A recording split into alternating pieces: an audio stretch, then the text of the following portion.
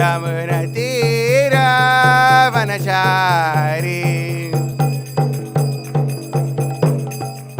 Yamuna Tira Vanachari Jai Jai Radha Madhava Kunja Bihari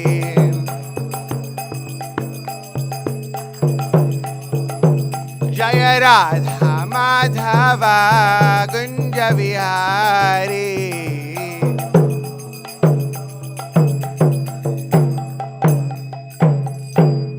Jai Om Vishwapatra Paramahamsa Parivrajakacarya Ashtotar Shri Srimad Abhayacharya Bhaktivedanta Swami Srila Prabhupada Ki Jai Om Vishwapatra Paramahamsa Parivrajakacarya Ashtotar Shri Srimad Bhakti Siddhanta Goswami Thakur Srila Prabhupada Ki Ananta Koti Vaishnavinda Ki Jai Namacharya Shri Haridas Thakur Ki Jai Prem Se Kaho Shri Krishna Chaitanya Prabhu Nityananda Shri Advaita Gadadhara Shri Vasadi Gaur Bhaktavinda Ki Jai Shri Shri Radha Krishna Gopinath Shyam Kunda Radha Kunda Giri Govardhan Ki Jai Shri Vrindavan Dham Ki Jai Navadvip Mayapur Dham Ki Jai Jagannath Puri Ki Jai Ganga Mai Ki Jai Jamuna Mai Ki Jai Bhakti Devi Ki Jai Tulasi Devi Ki Jai Samaveta Bhaktivinoda Ki Jai taking over the world with Srila Prabhupada's transcendental book distribution Ki Jai all glories to the assembled devotees all glories to the assembled devotees all glories to the assembled devotees all glories to Sri Guru and Sri Gauranga. All glories to Sri Prabhupada. Nama Om Vishnupadaya Krishna Prishthaya Bhutale. Srimate Bhakti Vikasa Swamite Namane. Om Namo Bhagavate Vasudevaya. Om Namo Bhagavate Vasudevaya. Om Namo Bhagavate Vasudevaya. So, Mike. We're reading from Srimad Bhagavatam, Canto 2, Chapter 10, text number 29 and 30. I'm going to do both because the purport is very short for the 29th verse. Adishtoho, so Aditsoho, Annam, Pananam, Asan, Kukshi, Antram, Nadayaham, Nadayaham, Samudraham, Cha, Tayoho, Tushtihi, Pushtihi, Tat, Ashayem, Adishtor Annapananam, Asan Kukshantra Nadayaha, Nadaya Samudrascha, Nadhya Samudraschatayos, Tushtif Pushtis Tadashraye, Aditsor Annapananam, Asan Kukshantra Nadayaha, Nadaya Samudrascha, Nadhya Samudraschatayos, Tushtif Pushtis Tadashraye, Aditsor Annapananam, Asan Kukshantra Nadhayaha, Nadya Samudrashatayos, Tushtif Pushtis Tadashraye. Please repeat.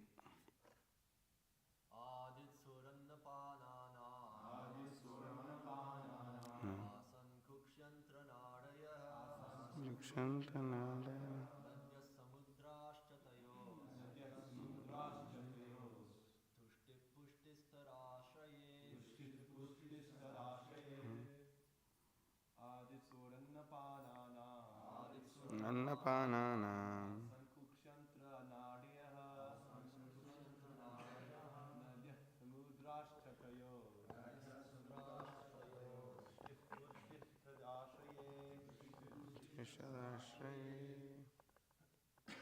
anyone else?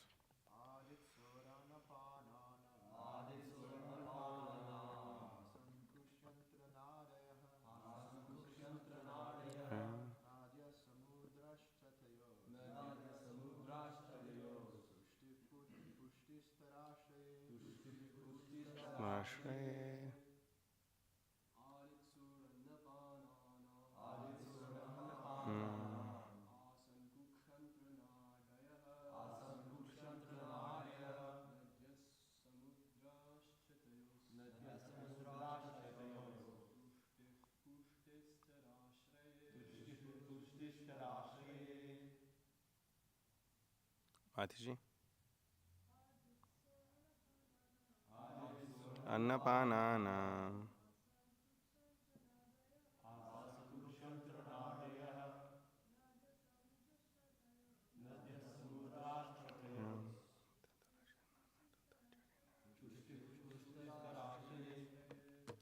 Aditsoham. Desiring to have. Annapananam. Of food and drink. Asan. There became. Kukshi. The abdomen. Antra. The intestines. Nadayaha. And the arteries. Nadayaha. The rivers. Samudraha. Seas. Cha. Also. Tayoho. Of them. Tushtihi. Sustenance. Pushtihi. Metabolism. So, metabolism. Tat. Of them. Ashraye. The source. Translation and purport by His Divine Grace A.C. Bhaktivedanta Swami Srila Prabhupada Ki Jai. When there was a desire to have food and drink, the abdomen and intestines and also the arteries became manifested. The rivers and seas are the source of their sustenance and metabolism. Purport. The controlling deities of the intestines and the rivers, controlling deities of the intestines are the rivers, and those of the arteries the seas. Fulfillment of the belly with food and drink is the cause of sustenance, and the metabolism of the food and drink replaces the waste of the bodily energies. Therefore, the bodily health is dependent on healthy actions of the intestines and arteries. The rivers and seas, being the controlling deities of the two, keep the intestines and arteries in healthy order. Next verse. Nididyasor atmamayam hridayam nirabhidyata tato manashchandra iti sankalpa kama evacha. When there was a desire to think about the activities of his own energy, then the heart, the seat of the mind, the moon, determination, and all other desire became manifest. The heart of every living entity is the seat of the Supersoul, Paramatma, a plenary expansion of the Supreme Personality of Godhead. Without His presence, the living entity cannot enter into the working energy according to his past deeds. The living entities who are conditioned in the material world are manifested in the creation in terms of respective inclinations inherent in them. The requisite material body is offered to each and every one of them by the material energy under the direction of the Supersoul. This is explained in the Bhagavad Gita 9.10, when therefore the Supersoul is situated in the heart of the conditioned soul. The requisite mind is manifested in the conditioned soul, and he becomes conscious of his occupation as one is conscious of his duty after waking up from slumber. Therefore, the material mind of the living entity develops when the Supersoul sits on his heart, after which the mind, the controlling deity, moon, and then the activities of the mind, namely thinking, feeling, willing, will all take place. The activities of the mind cannot begin without manifestation of the heart, and the heart becomes manifested when the Lord wants to see the activities of the material creation. Om Ajnanatimirandhasya Jnananjanashalakaya Chakshurmilitam Yena Tasmai Shri Gurave Namaha. Shri Chaitanya Manobhishtam Stapitam Yena Bhutale Swayam Rupakadam Mahyam Dadati Swapadantikam Vandeham Shri Guru Shri Kamalam Shri Gurun Vaishnavamsha Shri Rupam Sagrajatam Sahagana Raghunathan Vitam Tam Sajivam Sadvaitam Savadhutam Parijana Sahitam Krishna Chaitanya Devam Shri Radha Krishna Padan Sahagan Lalita Shri Vishakan Vitamsha He Krishna Karuna Sandhu Dina Bandhu Jagatpate Gopesha Gopika Kanta Radha Kanta Namastate Tapta Kanchana Gaurangi Radhe Vandavaneshwari Vrishabhanu Sute Devi Pranamami Hari Priya Vansha Kalpatarubhyasya Kripa Sandubhyevacha Patitanam Pavanebhyo Vaishamebhyo Namo Namaha Nama Om Vishnu Padaya Krishna Preshtai Bhutale Srimate Bhakti Vikasa Swaminati Namine, Harijanagana Badi, Gnana Karmanda Hari, Prakatita Para Bhaktir Bhakti Siddhanta Kantihi, Vinaya Nikara Lakshmi, Nimna Medera Gamyo, Bhuvijayati Vikaso, Bhakti Purvo Yatindraha. Nama Om Vishnupadaya Krishna Prishthaya Bhutale Srimati Bhakti Vedanta Swaminati Namine. Namaste Saraswate Deve Gauravani Pracharane, Nirvishesha Shunyavadi, Paschati Deshatarine, Vagisha Yasya Vadane, Lakshmi Yasya Chavakshasi, Yasya Se Hridaye Samvit Tamrisimham Aham Bhaje.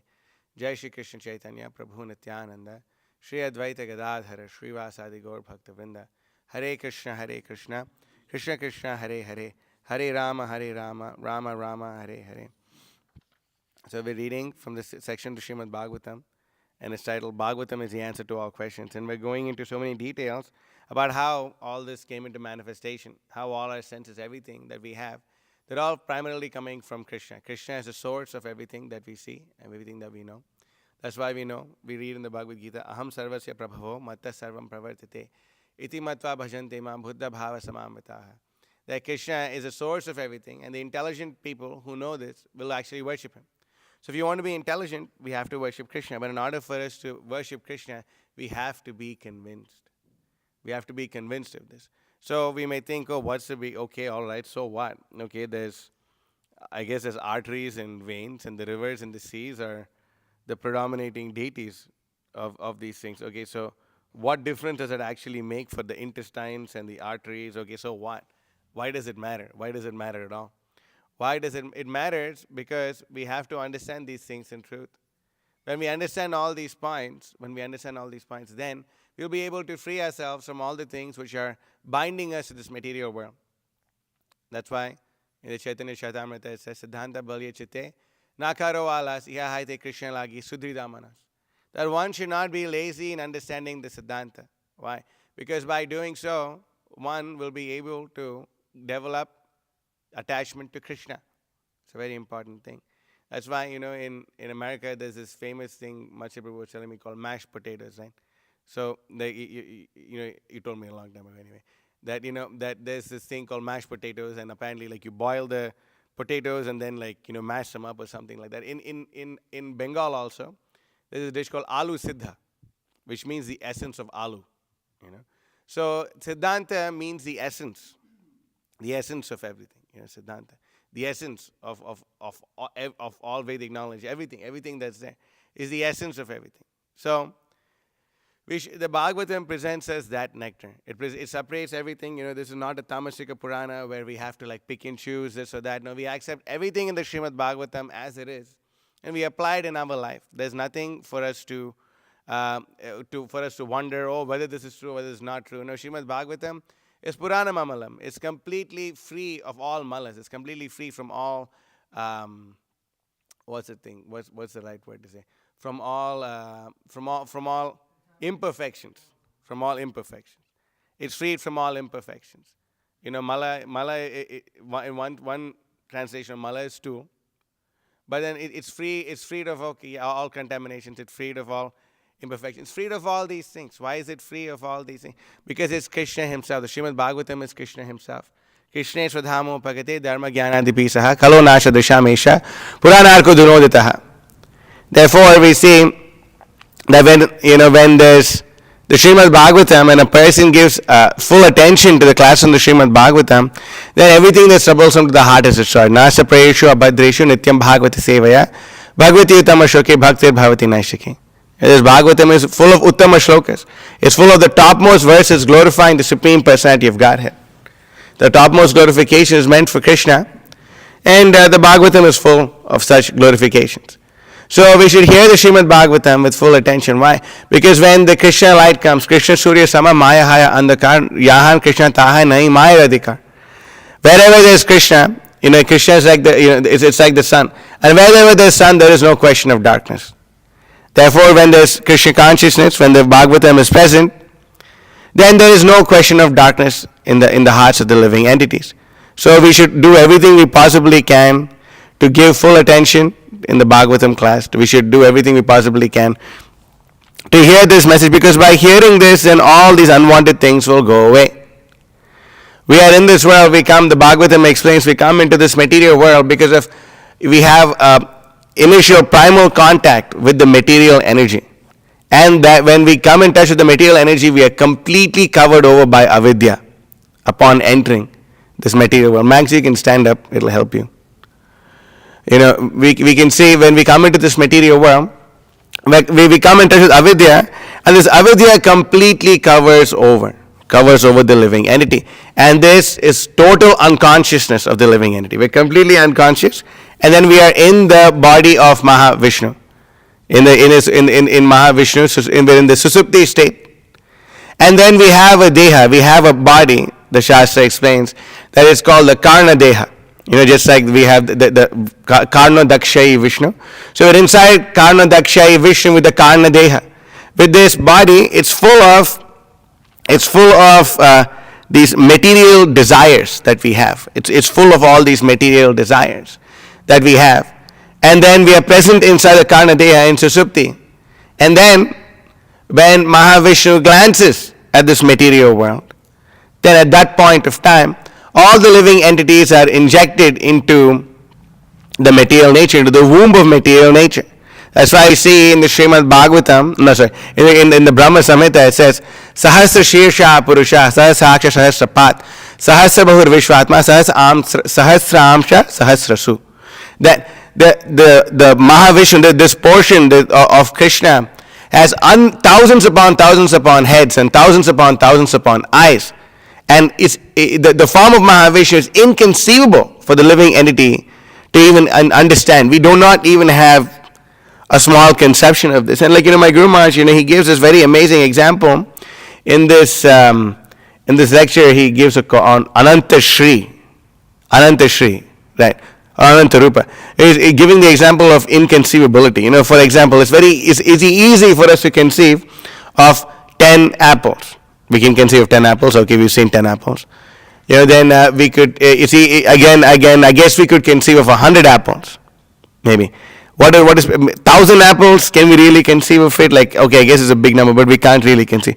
10,000 apples, 1 million apples. How would that look? How would that be? We cannot even understand. We cannot. Some concept is there for us to wrap our minds around it to some degree. So similar thing with Mahavishnu. He glances into this material world, into the womb, and then all the living entities are injected into the womb of the illusory energy. So when the living entities then, then we come into a particular universe by the agency of Garbhodakshayi Vishnu, who creates this entire situation for us to try to enjoy. Then what we're given is known as the Linga Sharira. It is our subtle body. And in the subtle body, the ideas that are there in the Karna Deha, the Karna Deha is full of ideas, all our material ideas. Then they become manifested into this in the Linga Sharira, they become manifested into desires. And then, finally, in order for us to act out our desires, then we are given a Sthula Sharira, this gross body, to where our desires can come into full manifestation and we can go and try to enjoy the material world separately from Krishna. So what's the point that's being made? The point that's being made is that we're in this material world and we have a material body and we have these material desires and all these things are there. Why is it there? Because of the most thing which is completely covering us over is the avidya, is ignorance. Ignorance is a cause of material desires. Nothing else, actually. Nothing else is a cause of material desires. Ignorance is a cause of material desires. Therefore, the living entity should always strive. Prabhupada didn't like a zinging on the wall in the temple. Therefore, we should always strive to somehow or the other remove our ignorance. Because ignorance is the root cause of all these material desires that we have. So, we can see this and no matter where we are, no matter how we are, in any state, we are always associating with one of these Vishnus. We're completely awake, we're completely conscious. We are associating with the Paramatma in the heart. We're associating with the Kshirodakshayi Vishnu. And then, when we go to sleep, then, when we're in the dreamlike state, we're in a Linga Sharira, associating with the Garbhodakshayi Vishnu. And when we're in deep sleep, we go back into the Karna Deha.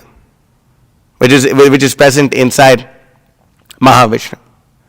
So the Bhagavatam explains all these things. So we're always oscillating between these three Vishnus in a relationship. But because when we're in illusion, we do not realize it.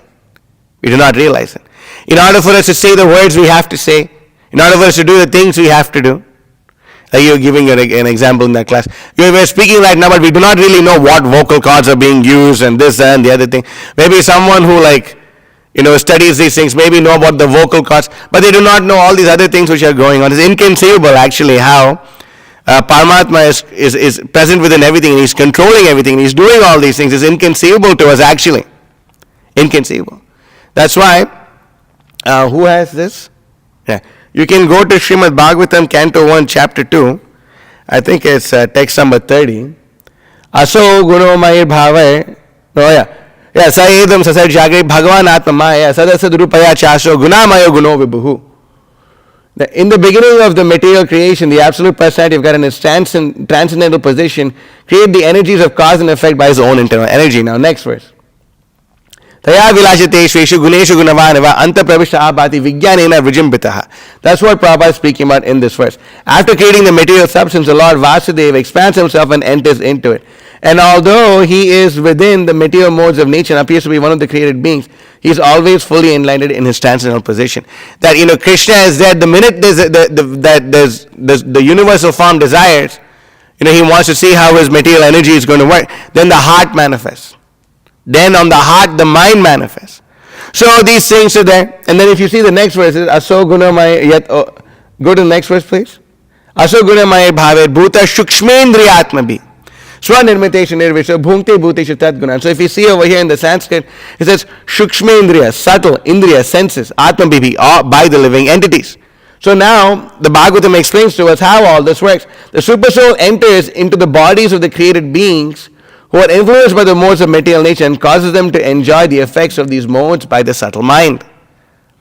So this is there. These things are there. This is actually how the entire material world is working. So Bhagavatam explains these things to us. Therefore, we should, somebody say, I have no idea about this, or I don't think I'll ever get an idea about this. Well, we can't completely conceive it, sure, but we should not be lazy in trying to understand it. We should always try our level best to understand it as far as possible.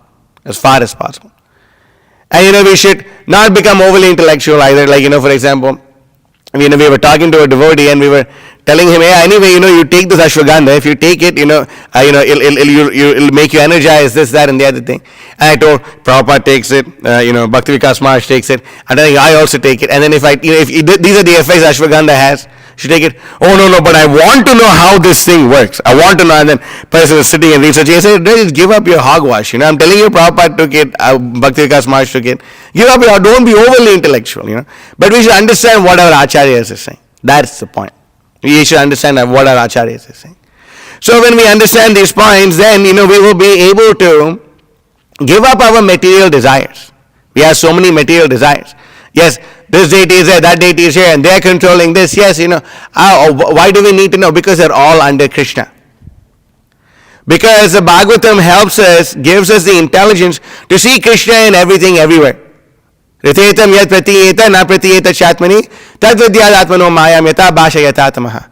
That if you're looking at something and we do not see its relationship with Krishna, we are known to be in illusion. We're known to be in illusion. And for a more advanced devotee, he always thinks that my spiritual master is with me right now. There's no question of separation from the spiritual master for the advanced devotee. No question of separation. So, if I act in a particular way, if I say something, how will my spiritual master feel? How will he feel?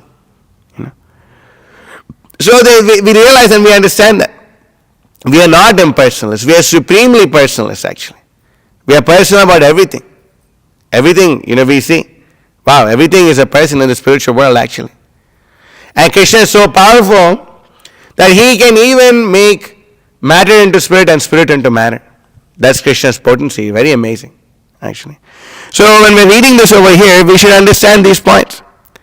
That we are constantly oscillating, between these three Vishnus, and we should know how everything is working. And when we try to know how everything is working, then we'll understand this.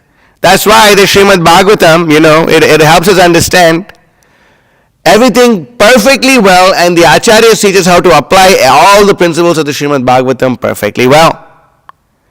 That's why, there's Karma Mishra Bhakti, there's Jnana Mishra Bhakti, and there's Shuddha Bhakti. We can see this over here. Once in a place in the Bhagavatam, Prabhupada writes this amazing statement where he says that all these, there's bhakti which happens in the three modes of material nature, right? In the third canto, almost everyone here said the third canto, I hope. In the third canto, there Kapila Muni is speaking about how this devotional service in the mode of ignorance, devotional service in the mode of passion, devotional service in the mode of goodness.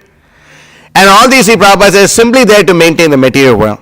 But there is a fourth level of devotional service known as Turiya. This is transcendental knowledge. So this transcendental knowledge is bhakti completely freed of all these anya bilashita shunya. No other thing. Jnana karma denavritam. Anukulyena krishnanushīlam bhaktiruttama. So, when, this Bhagavatam promotes this pure devotional service, irrespective of anything else. That's why in the Bhagavatam there's this whole conception of sankalpa and vikalpa. Right? So, sankalpa means desire. That's why this word sankalpa is there in today's verse. You can pull it up, 2930. We can see Prabhupada gives this thing over here. Next verse, please. Yeah. Sankalpa right there. And Prabhupada translates sankalpa as determination and kama as desire. So this is there. The sankalpa and vikalpa is spoken about over here in the Shastra, in the Bhagavatam. And then sankalpa, means we have a determination to have a desire. Let's just say, we want to enjoy a particular thing. So we hold on to it. And then you want to let it go. Okay, let's just say you want to drink water. You're holding the cup and you're drinking water, and you put it away. But you're still holding on to the cup. That means it's another version of attachment. That's why the Srimad Bhagavatam speaks about this. Akama sarva kamo va moksha kama udarati tivrena bhakti yogina yajeta purusham param. Then moksha kama. That means what? Kama means what? Prabhupada is writing here. Desire. But another place kama means lust. So moksha kama, that's also another manifestation of lust. Whether we accept this material world out of a crazy desire to enjoy it, or we reject this material world out of disgust, it is still attachment. It is still kama. Therefore, the Srimad Bhagavatam teaches us the process as to how to break free out of the cycle of birth and death. How to give up kama altogether. Actually, the Srimad Bhagavatam teaches us to become the lustiest living entities that we can possibly be. That's why that verse also says, akama. One way we can say akama, no lust. But another way, aksharanam akarosmi. It means kama for Krishna. The Bhagavatam teaches us to have amazing, come on, be fully absorbed in Krishna. Why do we worship the spiritual master? Because he's lusty after worshipping Krishna. He will do anything to worship Krishna. Right? In the Guru Ashtakam, what does Vishwanath Chakravarti Thakur say? No. That's nice. But he says, Shri Radhika Madhavayo Rapara Madhurya Leela Gunarupa Namnam Pratikshana Swadana Lolupasya. The spiritual master has his lolium. He's hankering, he's very aware. How can I not? This Bhagavatam is promoting this. Why? The spiritual master wants us to do like this. He wants us to become completely absorbed in the Srimad Bhagavatam, and then the whole material world will be going, and all we know is we're turning the pages of the Bhagavatam. That's all. And then, when we're really blessed, then we will like Gadadhar Pandit, well, Narottam Das Thakur, he wanted to learn the Srimad Bhagavatam from Gadadhar Pandit. So when he finally made it to where Gadadhar Pandit was, he had just left his body. Not left his body, disappeared, unmanifested from this material world. Heartbroken Narottam Das Thakur. And then he's like, okay, at least let me see the Bhagavatam that Gadadhar Pandit is reading from. And he opens and he sees, and there's nothing in the Srimad Bhagavatam. Like what? What was he not reading anything? No. He was feeling so ecstatic reading the Bhagavatam that his tears wiped off all the ink on that Bhagavatam. That's why we make people take a few sets of Bhagavatam, because they get so ecstatic that they may wipe out all the ink on the books. Then, they have another one for their life. But we see the Bhagavatam, then they want us to be absorbed in the Srimad Bhagavatam. They want us, the Acharyas want us to be absorbed in the Bhagavatam. Therefore, it's very important for us to learn these things. Very important for us to learn these things. Because what happens, you see, is, think about it. Like, in our Karna Deha, we have all these sinful, unholy desires which are there, unholy ideas which are there. And then the minute we see the objects of the senses, immediately, then the desire to enjoy it comes about. Man sees woman, woman sees man. And immediately the desire to enjoy comes about. It's not the man's fault, it's not the woman's fault. The samskara is already there. The samskara is already there. And it's just waiting for the right atmosphere to be manifested. It's waiting for the right atmosphere to be manifested. And the minute the right atmosphere is manifested, then from the karna deha, that seed, that bija, becomes manifested in your linga sharira as a desire, as kama. And then from kama, then you do karta in your stula sharira, in this subtle body, in this gross body. Then we try to enact those desires. Then if we enact those desires, guess what? Then we become more entangled in this material world. So these samskaras are there, and they're very strongly etched to our consciousness. Very strongly etched to our consciousness. So we read the Srimad Bhagavatam. We try to understand the Siddhanta properly. For what reason? We try to understand these things properly for the reason of being freed from these samskaras. To be freed from the samskaras. Sometimes devotees come up to us and they say, I don't know why, but I'm suffering. I don't know why. Yes, that's the reason. You don't know why. That's avidya. That's the reason why. I don't know why, because of avidya. I don't know why, but I'm somehow the victim. Somehow or the other. I don't know why. You are the cause of your suffering. So if we understand all these points, if we understand the things that Bhagavatam is stating over here, then we will be able to get rid of the avidya god. And no matter every time we're in misery, then we go and bow down to the avidya god. I don't know why, God. No, we should get proper knowledge from the Srimad Bhagavatam.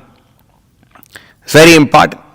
Now we can see in this regard to the specific thing that the verse is speaking about, in Bhagavatam Canto 3, Chapter 6, text number 23. Can you please pull that up?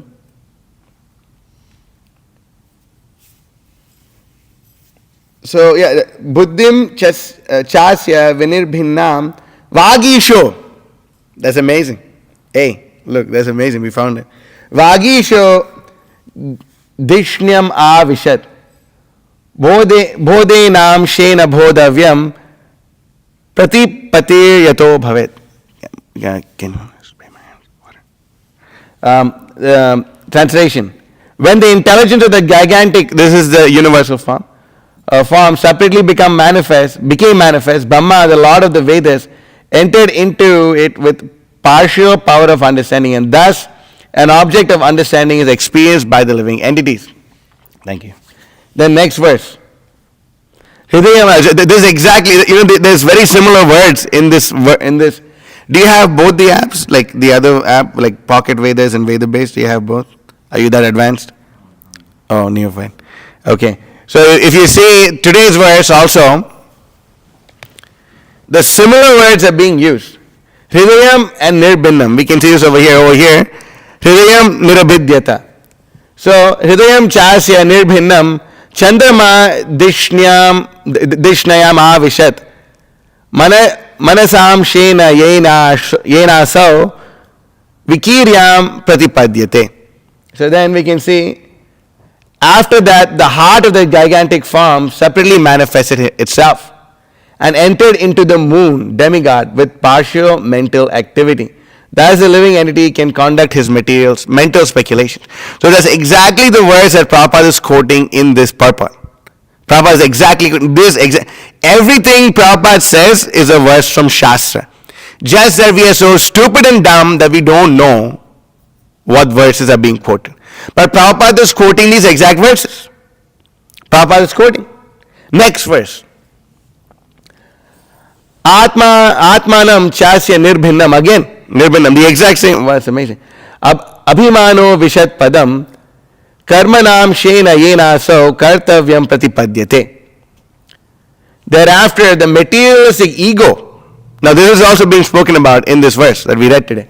Thereafter, the materialistic ego of the gigantic form separately manifested itself and into it entered Rudra, the controller of false ego, with his own partial activities, by which the living entity transacts his objective actions. Purport.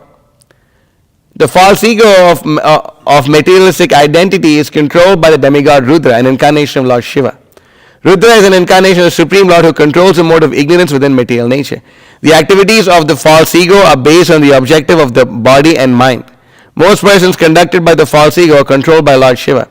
When one reaches a finer version of ignorance, he falsely thinks himself as the Supreme Lord. What did Prabhupada call this? The last snare of Maya. That egotistic conviction of the conditioned soul is it's right there, sorry. Is the last snare of the illusory energy which controls the entire material world. So Prabhupada is quoting these verses right here in this purport. It's amazing actually. So we see these things that therefore the material mind of the living entity develops when the super soul sits on his heart. Amazing. Until the super soul sits on our heart, then our mind doesn't even develop. But this is the thing that when we actually put together, we get everything together in our life, and we want to surrender to Krishna. We want to surrender to Krishna. Then we can actually understand all these things. The activities of the mind cannot begin without manifestation of the heart, and the heart becomes manifested when the Lord wants to see the activities of the material creation. So this is how it all begins. Our desire to see, our desire to do this, our desire to do that, all these things. Where does it come from? It comes from Krishna. Comes from Krishna. Krishna is doing all these things. That's why this material world is a perverted reflection of the spiritual world. So everything that's there is there only because of Krishna. Krishna creates all these things. That's why we should understand the importance of performing devotional service. Because the other yogis, who do not perform devotional service, bhakti yoga, they do not perform this. Why do they not perform it? Anyway, because they're less fortunate, that's for sure. But the main problem with them is they do not know what to do with their emotions. You can do Ashtanga yoga, you do this, you do that, you try to suppress it this way, that way. Jnana yoga, you try to suppress your emotions this way, that way. But Bhakti yoga gives us a proper knowledge using which we can channel our desires to free ourselves from this material world. It is very, very powerful. Out of the three things that the mind does, that we can think and all these, but the feeling aspect of it is there very much. It's very much there. Therefore, the process of devotional service purifies your feelings, takes you from being just a Prakrita guy, and then like there's Prakrita Sahajas, but then this devotional service is so powerful that it can put you on the Aprakrita Sahaja platform.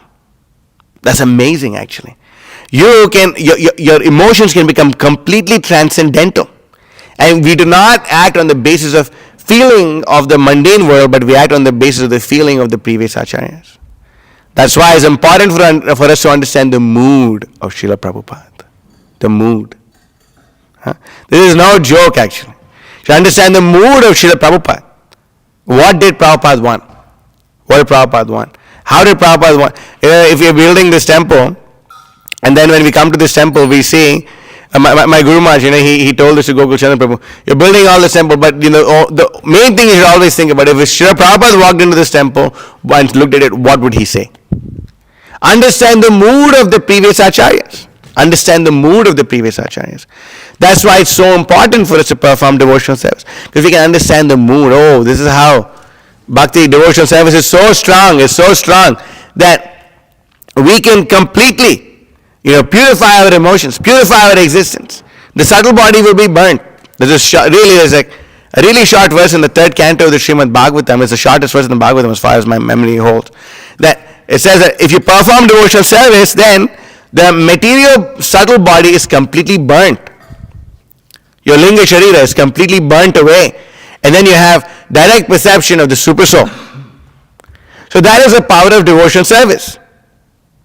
All these Patanjali fellows, they want to do like what yoga chitti nirodha. What do they say? They have some cool words that they use. And is it nirodha or virodha? Yoga chitta vritti nirodha. That they want to kill the mind. They want to kill the mind. But better than to nullify it is to rectify it. Rectify your mind. Rectify your intelligence. Apply it in the service of the Supreme Personality of Godhead. And by doing so, then we'll be able to break free from the cycle of birth and death. We will be able to give up our samskaras. It's so deep. They run so deep. How deep do your samskaras run? How deep do they run? How deep do they run? 10 years, it's been 10 years. And then like you're just reading books and someone was playing some song I used to know 10 years ago. I used to play it all the time on my guitar and bass. And then immediately samskaras, all these thoughts about, whoa, what the heck? Like, like what I was doing, where I was. Samskaras run so deep. So deep. We do not even have any conception of how deep our samskaras run. But we should fight our mind. We should fight our mind. We should do whatever it takes to attain transcendental knowledge. That's why when Krishna says in the Bhagavad Gita, Tesham Gnani Nitya Yukta, Eka Bhaktir Vishishyate, Priyo Hi Gnani Notyartam, Aham Sacha Mama Priya. This is who Krishna is speaking about. Not these mundane jnanis. No. Our acharyas, they came to give us Sambandha Gyan, Abhideya Gyan, Prayojana Gyan. That's the Gyan. That's the person who understands that. That's the Gyani that Krishna loves. Udara sarva evaite Gyani to atma eva me matam. Ashita sahyuktatma mamevannuttamam gatim. Such a person, Krishna says, is like my own self. I love him so much. I love him so much. So we understand these things. We understand this point. And this, when we understand these things, that Krishna is the one controlling. How is everything functioning in this material world? How are all these things going on? Then we will be able to develop attachment for Krishna. What difference does it make? Okay, all right, there's a mind. Okay, I have intestines, I have arteries, and they're helping me digest and do all these things. So what? Like, I'm not interested in being a doctor. I just want bhakti, but it's part of bhakti. The Bhagavatam doesn't give us anything that we don't really need. Oh, just skip that part, Prabhuji. Like, we were with some Prakriti Sahajas one time. And then, in the Prakriti Sahajas said, we just finished the Bhagavatam. And then we finished I think the 20, how many chapters are there in the 5th canto? 26 is it? Anyway, we finished the not finished, but we went through classes on the penultimate chapter of the 5th canto of the Srimad Bhagavatam. And what's the name of the last chapter of the Bhagavatam? Description of the hellish planets. So, the Sahajas, they said, oh, no, now that we finished this, let us skip over the hellish planet section and let us simply jump into the nectarian things about in the 6th canto of the Srimad Bhagavatam, talking about the holy name and all that. Let's not read this. Why? Because they're Sahajas, that's all. They're Sahajas. There's no other reason why. Then I said, Prabhuji, instead of going to the 6th canto of the Bhagavatam, why don't we just go into Lalita Madhava, Vidagdha Madhava? Why don't we just go into that? Because there's more nectar there. The others is not nectar. Wasn't so nectar. Was the nectar here? Who cares about Lord Chaitanya's statement, Pati Shloke Pati Akshay Nana Artha Khoy? Who cares about what Sanatana Goswami says that every syllable of the Bhagavatam rains down prema upon you? Who cares about that? Let's look at everything with a mundane calculating consciousness. It's called Maya. Prakriti Sahajas are like that. Then they didn't like us to the degree that they banned us from there, and we are very proud about it. The Prakriti Sahajas don't like us so much. I'm like, wow, I really did something practical in my life. But but we see this, that they didn't want to read. Why don't you want to read? What's the problem? What's the difficulty here? Just read. Okay, this is what happens. Well, are you doing those things? The question: are you doing those sinful activities? That's why you don't want to read it. Is that what's going on? One may only wonder how foolish people are. That they don't even want to read everything that's in Prabhupada's books. But we should not be like that. We should read everything. We should understand everything in full, as much as possible. We should understand these points. So that's why Krishna says, Ishvara sarva bhutanam hriddeshya dunitishati brahmaya sarva bhutani yantrarudhani maya. Krishna is seated in the heart of all living entities. And he is directing the wanderings of all living entities, who are seated on a machine made of material energy. Yantrarudhani maya. Krishna is seated there like that. Therefore, we should understand how Krishna is seated there like that. And when we understand this, then we can become better book distributors, right? When we answer when we answer difficult questions, when we answer all these things, we become better book distributors. Because we understand, oh, Krishna is there in the heart. Oh, amazing. Okay, so then, we can really pray to Paramatma in that person's heart also. Krishna in my heart, you're in their heart. Let's do it. This person has to take these books. Person has to take the Bhagavatam. So we should understand these things. We understand these. Oh, very nice. So the mind doesn't manifest until the super soul sits on the heart. That means that a super soul is the one who's actually controlling the mind. So now if I'm super duper in touch with the super soul, then I can definitely distribute books, right? Have you ever felt that, that you're able to enter into people's mind and they do everything that you ask them to do, and they buy Prabhupada's books and they become happy and they're ecstatic? It's like, so we distribute books too. And it was really amazing actually. I was distributing books. And then there was this one Mataji, she was walking by, and for some reason I was able to say so many things about her. I was on point about so many things, and she was like, how do you know all these things about me? I think I guessed maybe 4 or 5 things about her life that no one else knew. And then she's like, how do you know about all this? And then I said, I know all this because of the Bhagavatam. And then I started showing her different verses in the Bhagavatam. She's like, every word that you're saying is really it's really enchanting my mind. And where are you getting all these words from? I said, I'm getting these words from these books. You should read it. And then for some reason, usually you do the astral projection and all these. But for some reason, I showed her 10.1.4 of the Bhagavatam. Huh? This was that Nivrittata Shripagiya Manat Bhavasadat Shota Manobhiramat Kautama Shloka Gunanuvadat Puman Virajeta Vinapashugnat.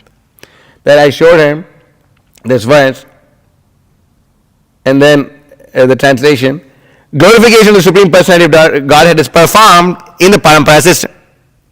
That is, it is conveyed from the spiritual master to disciple. Such glorification is relished by those no longer interested in the false temporary glorification of the cosmic manifestation. Descriptions of the Lord are the right medicine for the conditioned soul undergoing repeated birth and death. Therefore, who will see his hearing such glorification of the Lord except a butcher or one who is a killer of his own self?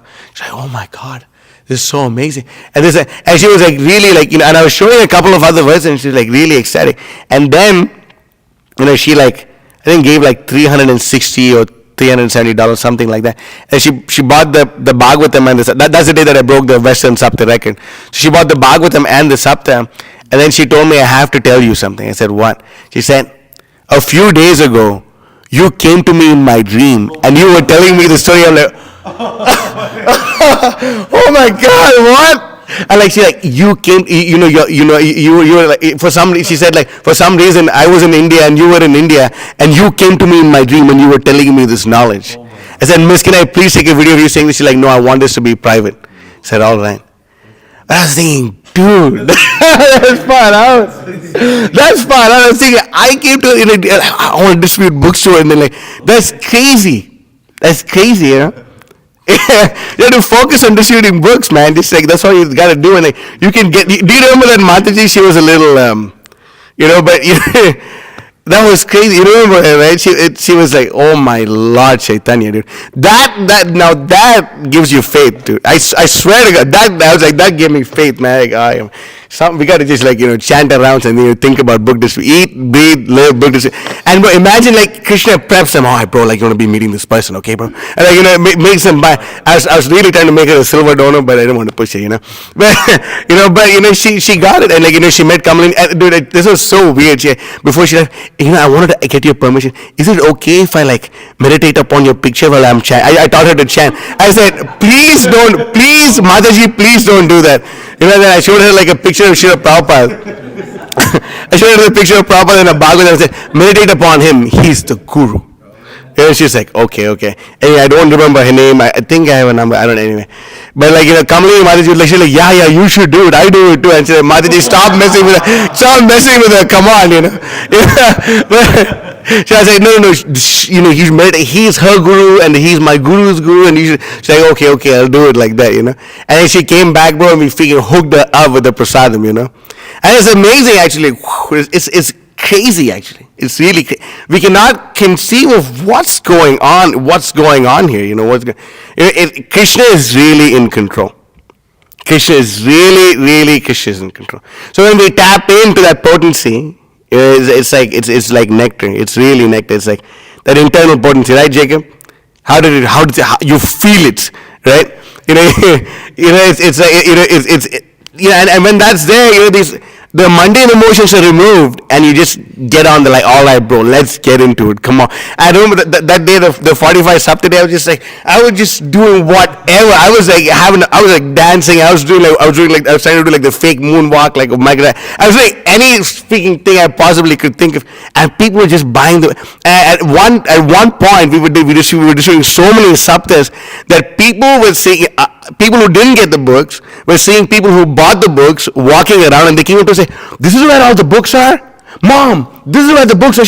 Yeah, we should get some too. And then, they just started buying something.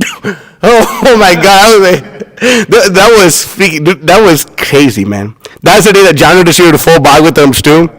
Right? And that was it. The next day. The next. It was amazing. It was so amazing, And then, like, we met, like, this Ramdas guy. He was like a super, like, he was a really awesome guy. He was an amazing guy, actually. He was an amazing guy. He was into the same kind of sex that he was in, and then and then, like, he was really like flamboyant. And then somehow the Janu was like, "Oh my God, you look so fabulous!" And then, like, then we showed him the Bhagavatam. The guy bought the Bhagavatam. I was like, "Oh my God, dude!" And then he got his friend, and his friend bought the sub. That we were just like that. Both those days were just absolutely crazy. And that's when we composed a shloka to glorify Kamalini Mataji. Also, we composed a bhajan for her. But it was working, and it was so amazing. But I was really thinking, like, what are the Krishna is really present in the living entity's heart, man. I'm telling you, like, it's so true. And we just got to, like, super duper chant around, and, like, one thing, Prabhupada said we should memorize the form of the Supreme Personality of God. Memorize it, just like you pick some deity who's really attractive to you, just memorize everything about how that deity looks, how the lotus feet are, how beautiful Krishna's smile is, how his hair is, how he's, like, standing in his 3-4 form, stylishly holding the flute, like, and Radharani, like, so it's like, it's very powerful actually, and then, with me personally, it's like works for me a lot. That there's no higher mother than the lotus feet of the Guru, so you can memorize how the spiritual master's lotus feet look, and try to visualize it as much as possible, and that, like, removes all, like, mental things on books, when you're on it's really true. So anyway, that we should understand this. You should understand these things in truth, and then yes, then we'll have a good shot. If we don't, then our samskaras remain. People who don't read Prabhupada's books, you see, Bahujanma Kariyodi Shravan Kirtan, Tabutana Paya Krishna Pade Premadan. They can chant for so many millions of lifetimes. They won't get love of God. They won't get. Shruti Shastra Nindanam, that's why. You don't like to read Prabhupada's books. Shruti Shastra Nindanam, you are committing, what does this translate to? Blaspheming the Vedic literatures. Because they don't read Prabhupada's books. Shruti Shastra. What hope they have to make a big show of chanting? Big Kirtan Mela with your sexy tattoos on your biceps. What's the use? What's the use?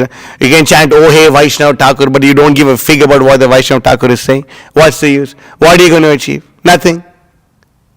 And therefore, we should understand these things in truth. What is that? Rupa Goswami says this verse, Nikhila Shruti. Oh man, it's slipping my mind. But he said that all the Shrutis worship the holy name of Krishna. Nikhila Shruti. Anyway, I should learn this verse. It's very amazing. But it's an amazing verse. Rupa Goswami is saying that even the Shrutis glorify the holy name. Shrutis glorify the holy name. So that's very amazing, actually. It's very amazing. That when we chant the holy name, that's why, in order for us to chant the holy name properly, what do we need? What do you say? What else? What's the main thing? Come on. Come on. What? There is no kirtan without Shravan. Right? Because when you hear properly, then you get faith, you get mercy, you get faith, you get the association of spiritual master, you get everything. Like the Sahajas, they were coming to us when we were in Miami, and they say, please teach us book distribution. How did, we had a booth, they had a booth, and another set of ISKCON devotees also had a booth in the same convention, and we demolished them all. We had 16 Bhagavatam sets that day. I was ecstatic, all American everything, right? So they, we received 16 Bhagavatams that day. And then the Sahajas came, we're seeing so many people going with the Bhagavatam. How are you doing it? I said, bro, if you really want to know how to distribute books, you need to have a guru who has prema. I said, if someone is like writing big books, is writing big books about prema and having big like lectures about prema, but if they can't empower their disciples to distribute Bhagavatams, all that big books and big lectures is simply talk. So if you really want, you should come get big prema from my guru, because my guru has it. Implying that yours doesn't. So I've convinced them to come for the Sankirtan festival, and when they come, we can do an operation. Wow. That'll be a victory for the Gaudiya Sampradaya. Look, I told them, and I said, he said, I guess I got to go beg my guru, and then like the guru, I don't have it. I guess you got to ask someone else, So I told them, if the spiritual man says that, then you can get. The guru has prema, then he can empower you. Otherwise, because they're all about prem. So like, all right, let's see where your practical application. Do something practical, right? Do something practical. Let's see how much your prema. Where's your prema? Let's see. It's all nonsense, bogus fellows. That's all. Yeah, you all send the videos, the worst kirtan performance ever. You all saw that one? No. Yeah, that was really bad. That was so bad. It was anyway. But anyway, like singing, it was so crazy. I was thinking, dude, these people are completely nuts, completely crazy people. They don't read Prabhupada's books. What can they do? They don't read Prabhupada. Shruti Shastra Nindanam, that's all. Oh, we have something better. What you have better is garbage, man. I wouldn't even clean the bathroom with your books, Prabhupada's books are there, it's like that's the highest thing. Therefore, we should not do Shruti Shastra Nindanam. Siddhanta Alasajan Anarthuta Chadina. You will not be able to give up your anarthas if you don't hear the Siddhanta properly. That's why. And what does this mean? We are doing Shruti Shastra Nindanam. We should devote our life to studying Srila Prabhupada's books, actually. Distribute them, live our life by them. We do this, then what problem is there? What samskara is stronger than Krishna? Some rascals say, Prabhuji, I am too fallen to practice devotional service. You're an atheist, Baba, that's all. You're an atheist. No doubt. You're 100% atheist. Why? You don't even have enough faith in what the Shastra is saying. No one is too fallen to be picked up by Krishna. By Lord Chaitanya especially. So we should understand these points. We should apply these points properly. So I'll end the class here. If there's any questions or comments, we can take them now. We should give priority to the senior devotees who are initiated, and then we will certainly give you a chance. Yes, Prabhuji. Vishnu Chaitanya Prabhu. Max is like a crash course, you know what I'm saying? Learn so many things in the same morning, 1 hour, 2 hours. Download the Siddhanta on the guy. Yeah. Please turn the camera so they can see the moon-like face of Vishnu Chaitanya Prabhu. I had a question. Yeah. And then,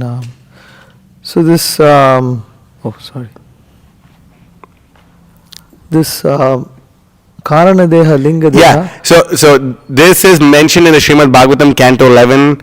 I can show you the exact verse. The Linga Sharira and the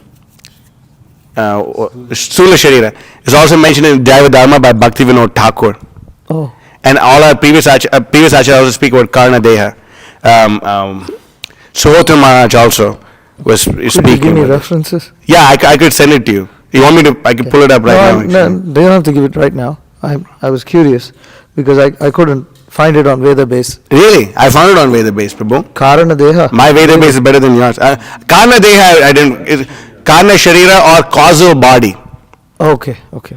Then Sthula Sharira. Okay, I can tell you about this. The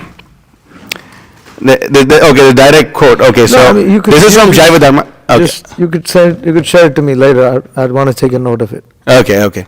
Yeah, I was wondering if it was in that or if it was from a lecture that Guru Maharaj gave. Yeah, this is some of these points. There's this series of lectures called "Don't Be Lazy in Understanding Siddhanta" by Suhotra Maharaj, and he makes quite a few of these points. Oh, actually, that's where and then I got like references. Oh, I see. Okay. Yeah, it all started off with the rock and roll kirtan. There's no like guitar or something, but it's that kirtan. He needs really fired up kirtan. Another person, like you want a bona fide mixtape, right? Bona fide, Iman Mataji was recommending that we make our own album so they know that these are bona fide kirtans. We're going to call it the bona fide kirtans. But, this Suhotra Maharaj's kirtans, they are like fire, man. Some say it's like a acquired taste, but I'm super into. So yeah, I got it from there. Then,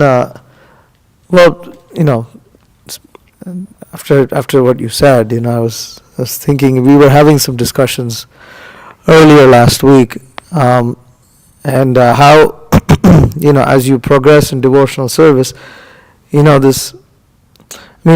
first, you have to control gross manifestations of lust, but then lust starts to go subtle and subtle and subtle. You also, discussed this. And, I was just thinking how, in reference to that,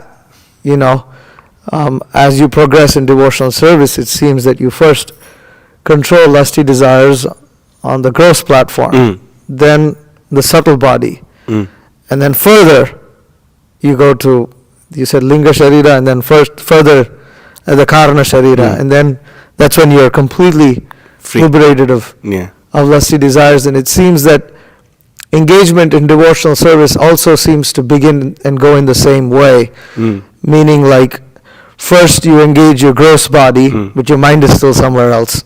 Chandran's line, you're materially here but spiritually somewhere else. People love that line anyway. So first, you seem to engage your gross body in Krishna service. You're just given physical service to do, which is also why it's very important that new devotees perform physical service to Krishna. Yeah. Seems that, right, from this process, That's why even Jagannath Das Babaji Maharaj, when people would come to him to like get initiated and get into chanting, he would work them. He would work the heck out of them, and all of them would be like, Maharaj, but why don't you just make them chant with you? No, these fellows, they first have to engage. But we should be careful with this conception too, because the Pragas Sahajas, they say, because you're because you're too passionate, you have to engage in book distribution. Otherwise, we are so elevated, we do Nirjan Bhajan, No, but I'm not saying you're saying that. The point is that, no, I think that argument isn't valid, simply because once you've started engaging on the gross platform, your Sukshma Sharira is still your mind is still not fully into devotional service. You get mental while performing service, but then as you advance in devotional service, then you start to even mentally connect with the service, start to realize what you're doing, why you're doing it, how it is pleasing to Krishna, and then it goes further and further. But the point is, they make the mistake by saying that when you go further, it seems that there's no activity on the Stula platform, but that's not true. It makes progress. It's not that, because you've become advanced and now you're chanting rounds, there is no exhibition of that devotional service. That's not true. Yeah. It's not like in this section of Jaiva Bhaktivinoda Thakur actually speaks about how the avidya, once that's the ones that's gone, you have your Siddha Deha actually. When you give up the Karna Deha and you get your Siddha Deha, you get your eternal Swarup in the spiritual world. Where you're completely, it's not like, what are the gopis doing? They're chanting rounds all day. That's all they do. No, they engage in so much service. So much service. Inconceivable amount of service. Why are we distributing books? Prabhupada, what's the goal of the Krishna consciousness movement? Education. Sure. Right, to dance in the Rasa Leela. So why we throw people into the Rasa Leela of Krishna? Golo Kera Premadan Hai Nam Sankirtan. The Sankirtan that's going on, the chanting and dancing, the distribution, it is literally the Rasa Leela of Krishna. And the person who's getting advanced in their Krishna consciousness, they experience that. Bhagavati Prabhu puts on pants and a shirt and he goes to Walmart to meet the 6 Goswamis. That's crazy. Where are the Sikh? Hey Radhe, Rajadevi, Kechi, like that. Where are you? Are you on the bank of Radhakund? Are you at the Govardhan? No, I'm in Walmart. Like, it's crazy that, he's going to Walmart to meet the Sikh Goswamis. Come on, these people are in illusion completely. Well, one of the main reasons is because, we understand, there's also a recent discussion we were having in Kanaya Desh, about how Anartha Nivritti and Artha Pravritti, it happens simultaneously. Yeah. Where you have, and the whole Guru Puja song is like that. Yeah. Prema Bhakti Jahan Hoite Avidya Vinasha Jate. Yeah. Guru Mukha Padma Ke Chitte Te Koriya Kya Arana Koriyo Mane Ash. Then Shri Guru Charane Rati, which is Rati, Artha Pravritti. Then Jai Prasade Pure Sarva Ash. And you have all yeah. You get all the desires fulfilled. He says, I don't have any desires. And so what they make the mistake is they say that they're on a particular platform where they're performing their Artha Pravritti on that particular platform of thinking of Rasa Leela or whatever, but at the same time their anarthas are being exhibited on another sharira. Your anartha nivritti and artha pravritti have to happen at the same sharira from basic what you're describing. They have to be progressing on the same level. You understand? Yeah, of course. Bhakti pareshanu bhava virakti anyatra cha.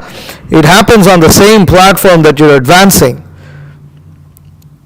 And so, otherwise, it doesn't make any sense. In the Madhurya Kadambini, he says that Ananta Nivritti stays with you all the way into the level of bhava, There's a whole talk here about it. It actually, he says that it's not completely gone.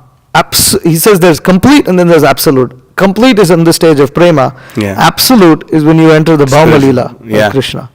Yeah. It's there all the way until... it's that's why Nasapre Shirabhadreshu Nityam Bhagavati say Bhagavati Uttama Bhaktir Bhavati. That's almost to nil, Prabhupada writes. Same thing. Prabhupada writes it in the translation. Almost to nil.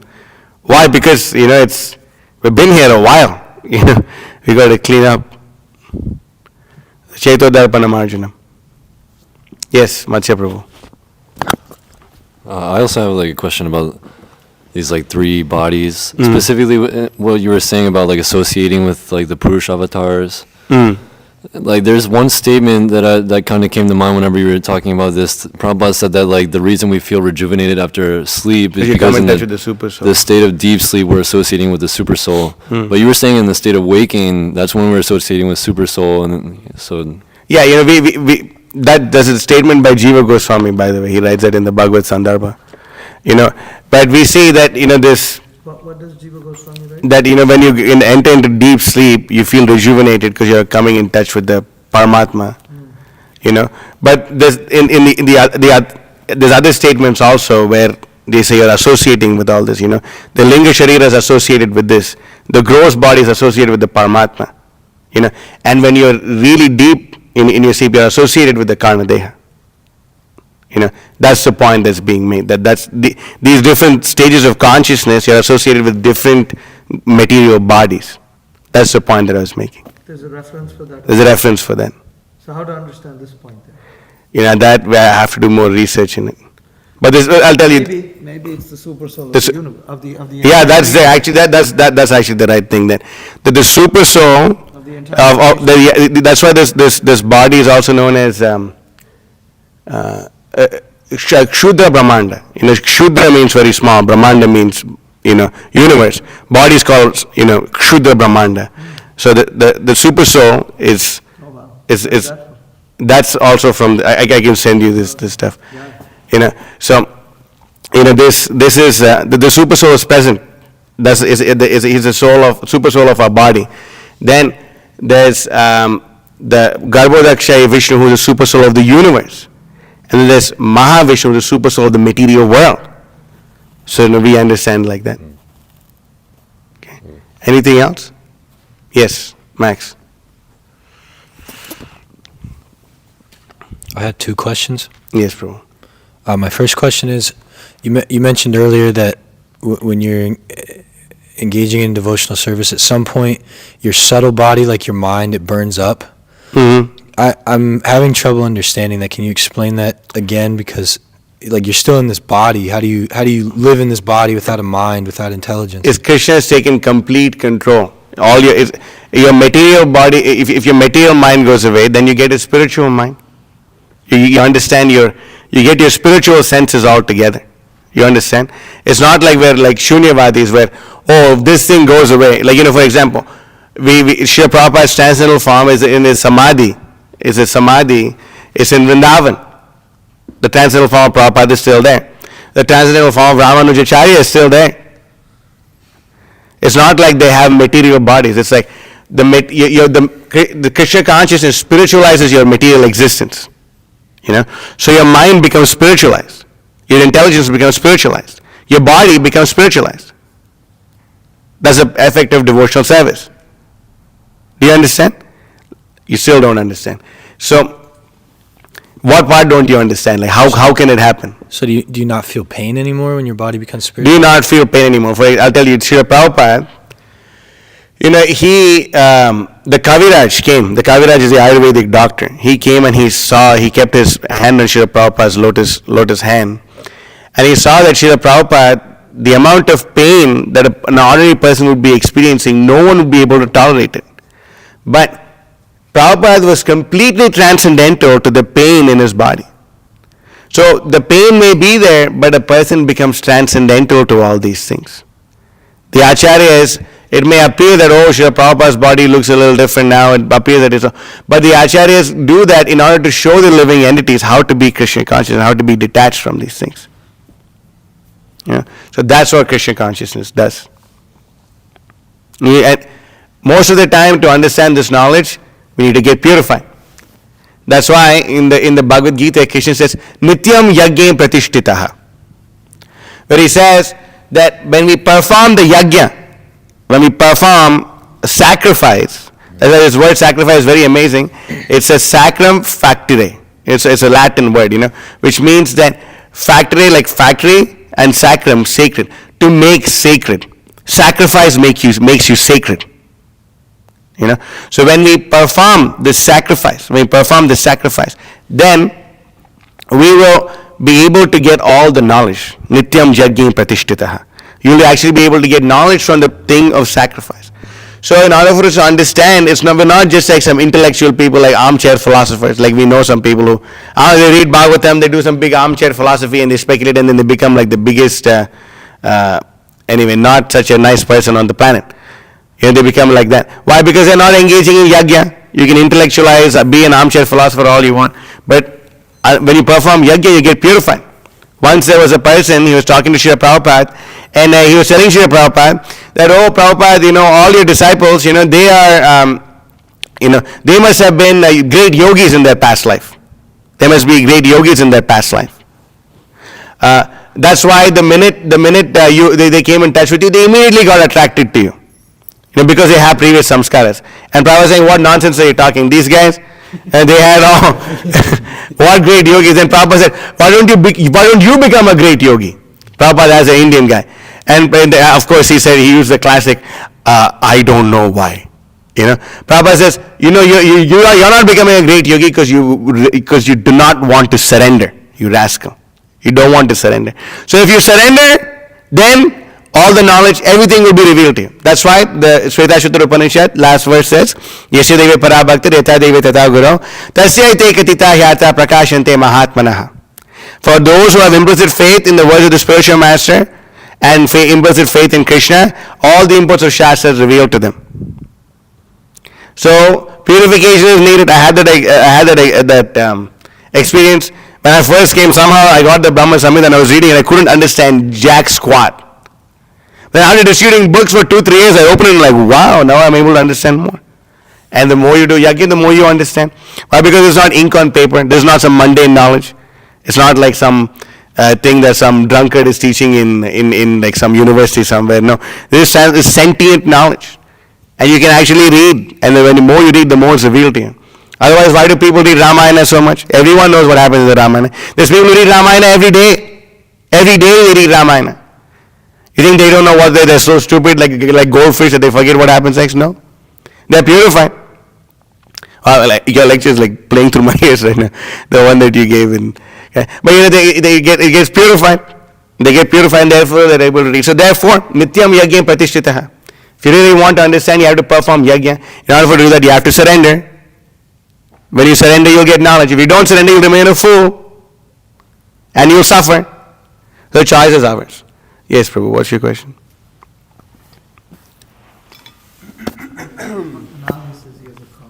Okay, Nali, where is he? Is he going to come up? Okay. The purport speaks a little bit about the heart. For a while I was sort of wondering if the heart and the mind were like the same thing, because the mind and the heart are both said to be seated here, and the mind feels things, which is like a function of the heart. But then there's also, I've heard statements of Prabhupada saying like the mind is situated on the heart and things like this. That's what he says here. Oh, that's what he says there, yeah? Okay. Well, yeah, I know the mind, I know what the mind is. It thinks, feels, and wills, but what is the heart? What is the heart? Yeah, I don't understand what there's the like heart this whole big thing. Bhaktivinoda Thakur speaks about it. Hridakash, you heard this thing? Guru Maharaj was like, speaking about this, my Guru Maharaj. It's like the place where the super soul and the living entity are present. To make it like, that's as simple as it gets. But, yeah, I mean, I guess wherever your heart is, Prabhuji, that's where there's like a specific section where the super soul and the living entity are present. in the physical heart. Within. It's not like you take your microscope. There he is. Thank God we got the good technology, man. It's not like you have to have transcendental senses to perceive. Is that okay? The I guess physical heart and the I don't know, the subtle heart. It's like the same. So it's just like there's subtle bodies there, gross bodies there. Yeah. So both bodies are present. Like in one way, you can say subtle body is inside the gross body, right? Same way, like the heart is there, but like that, the place where the super soul and the living entity are together. It's like it's within the heart, and there's like this whole thing called the Hridakash, and then like there's a lotus flower. There's like a big yes, Prabhu. You want to say something? Go ahead. Whatever you want to say. So there's like this. There's like this big, there's like Hridakash, and there's like, for the devotees, it's not just that, the entire Pancha Tattva can manifest inside. My Guru Maharaj gave a whole lecture on this actually. The name of Lord Vishnu in the Vishnu Sahasranam, it's not coming to my mind immediately, but I can send you that lecture. You'll understand it. Okay? Yes, Prabhu. It seems, and unfortunately I don't have any direct pramana for this, but one can infer that the heart that is stated in Shastra is not necessarily located where the heart of the physical heart is located. From practical experience, we can see when we say my heart, we touch the middle of our body. We don't touch this side. When we get feelings, when we get emotions, you feel it coming from the middle, not from one corner. So you have a pump, which in the medical science is called heart, that is located here. But from inference, I can't remember of any quote or reference in this regard, but from inference we can understand, and also generally stated that the heart is the center of the body. And the center, whenever you want to say center, you don't point here. You always feel that this is the center of your body. This is where the Paramatma is located. This is where the living entity is located. And Prabhupada, in this very purport, he says the heart is the seat of the mind. It's right there. So it's the seat. That's the relationship between the heart and the mind. It's the seat. And it's that seat of the mind, of the heart, that we have to seat Krishna on. He's already seated as Paramatma, but we don't see. But we want to seat Krishna. Shyama Sundara Krishna within the heart. That is the goal. Paramatma is there, but a devotee, for a devotee, that we want Krishna to seat himself The within the Ishta heart. Devata of the Bhakta becomes manifested within the Of course, heart. he's not different from the Paramatma, but, In one sense. so. For example, there was occasionally Krishnadas Babaji Maharaj. He, great disciple of Bhaktisiddhanta Saraswati Thakur. So then once a doctor came, and he wanted, he was manifesting the passions of not being well. So what's that called? Stethoscope.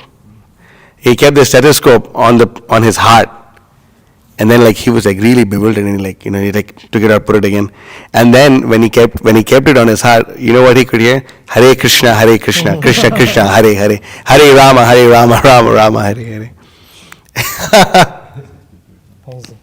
How can you understand? How can you understand? How are we on In 6 beat, probably. Huh? How are we on time? How are we on time? I don't know how it's been I guess it's a Tuesday, so we let it fly a little bit. I see. Okay. Abhi had a question. We got to give Abhi a chance. Come on. You see the 2 Bhagavatams the other day. First off, Prabhu, I pray that I can have such a strong desire to distribute Bhagavatams that I can expand myself and enter into people's dreams. Dude, I didn't expand myself. That's just insane. Someone just walks up to you and says, "Yeah, I had a dream about you," and then they take a Bhagavatam. That was. But when you made the point, when you connected the understanding how the super soul when he desires to see the material creation, the heart manifests, and he enters into it, and then so does the mind manifest into the heart? And then So first, look, so Prabhupada says the activities of the mind cannot begin without the manifestation of the heart. So first heart, then heart is the seat of the mind. And the mind's already there, and so Krishna enters, and then the mind begins activity. I loved how you connected that with Ishwara Sarva Bhutanam verse, and because there's so many verses about how he's directing, he's in the heart, what is it, Sarvasya Chaham Hridi Sannivishto. There's a billion verses that, and when you hear it, it's just okay. Krishna's in the heart, he's just in the hearts of all living entities. But you don't really think about how why he's in the heart, why he entered into the heart. What's the reason for that? But when you connect to that, it was so amazing. Now you can understand. Wow, that the heart was there because he wanted to see the material creation manifested, and he entered into it. So I just thought that was nice how you connected that. Just from hearing this class, it helped me understand that verse a lot more. So that was really nice. Okay, great. Once my spiritual master, I was thinking, I was really asking, how to distribute more books, because I was saying if we were really pure, then everyone we would meet would buy books from us, right? That doesn't happen. So we have a lot of work to do. I was really praying and saying, how? And my spiritual master, he appeared and told me, Tameva Sharanam Gacha. This verse in the Bhagavad Gita. What's it? I think it's right after Ishwara Sarva Bhutanam, isn't it? Tameva Sharanam Gacha. Can you look at it? Chapter 18, text number 58. Bhagavad Gita.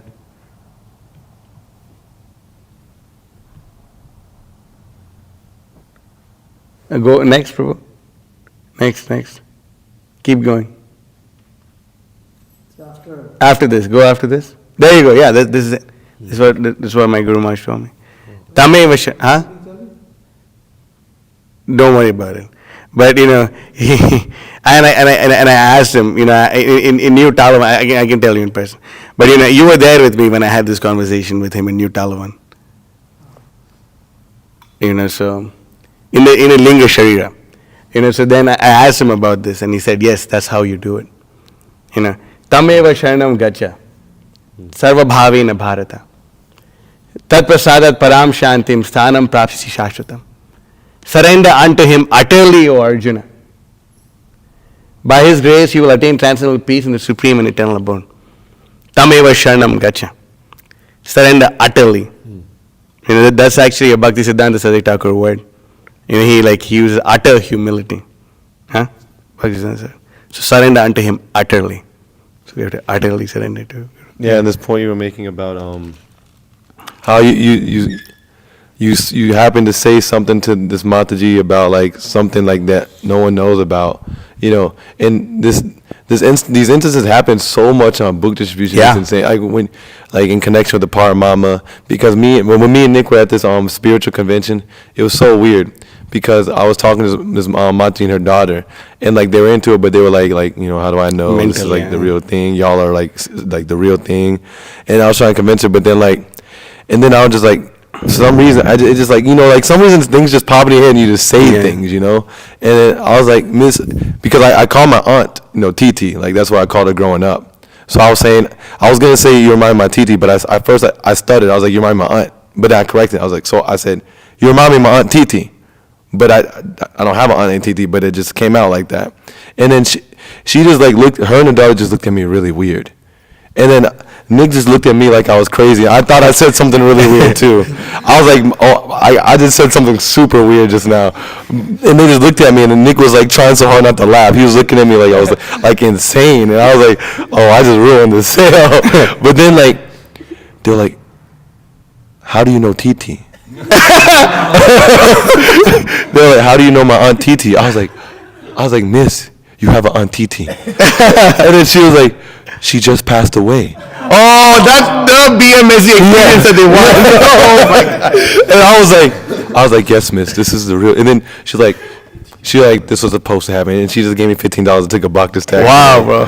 And so I just looked, and when it happened, Nick just started dying laughing. Oh my God. And I was just like so bewildered. I was like, my God, like why did I say how can it even work? There's no way that just happens.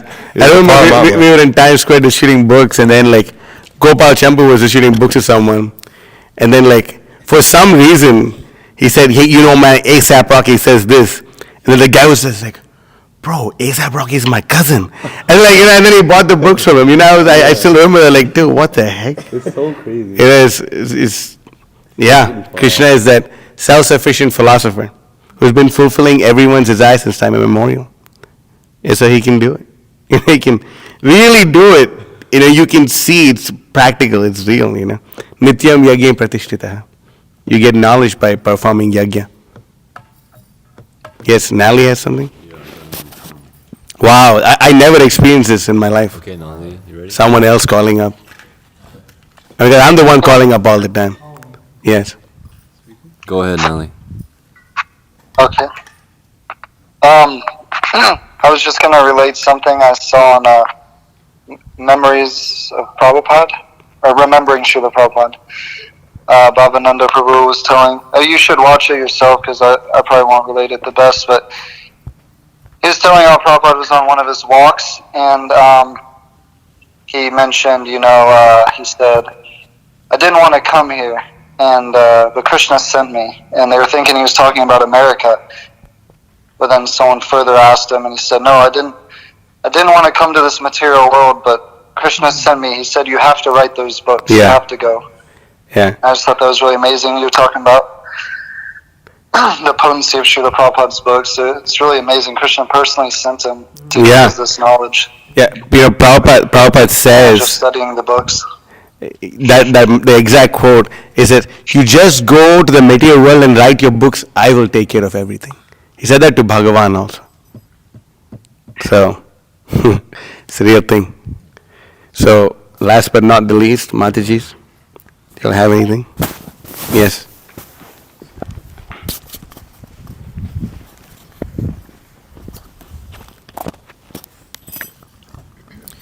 So you're mentioning a lot about how you can carry out devotional service, and how our feelings and mental get in the way of carrying out devotional service. So my question is, I found myself getting hurt way too easily, and I'm also noticing people around me are getting hurt too, and not just in devotional service, but also my family.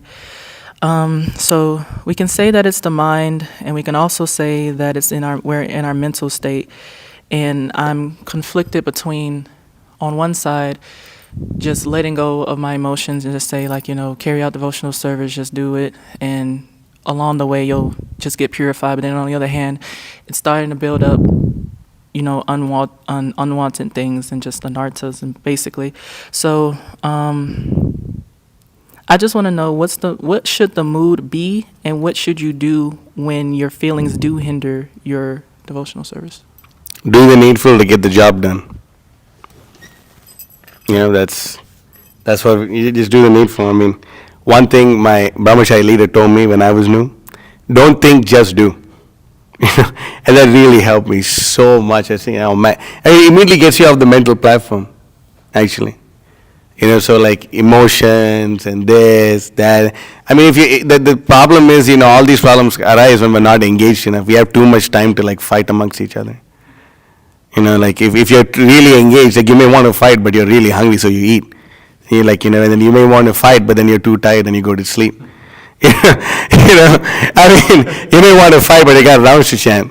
You may want to fight, but you have books to tie up or read or do something practical. Other than that, if you're like too then yeah. The cure is to be selfless. That's the thing. The cure is to be selfless. To selflessly serve the spiritual master. If we are selfish, we can even be in the holiest of the holy places but still think about our problems and feel like the most miserable living entity on the planet. But if we are selfless, you could be in the most degraded of the places and feel the highest ecstasy. The choice is yours. Anything else? All right. Srimad Bhagavatam ki jai, Srila Prabhupada ki jai.